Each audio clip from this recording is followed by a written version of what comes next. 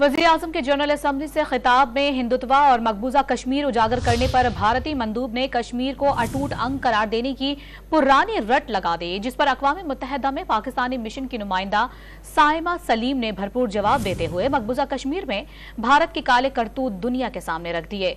वाज़ेह कर दिया कि जम्मू कश्मीर भारत का हिस्सा था, ना है और ना रहेगा। Pakistan has become a habitual offender when it comes to misusing this august forum to peddle baseless and malicious propaganda against India. Jammu and Kashmir is not part of India. It never was and never will be.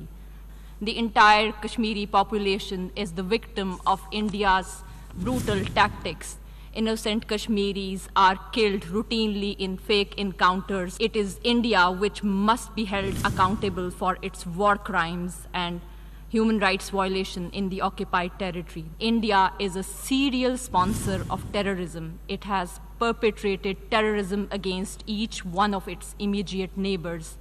Now, India's terrorist franchise has gone global.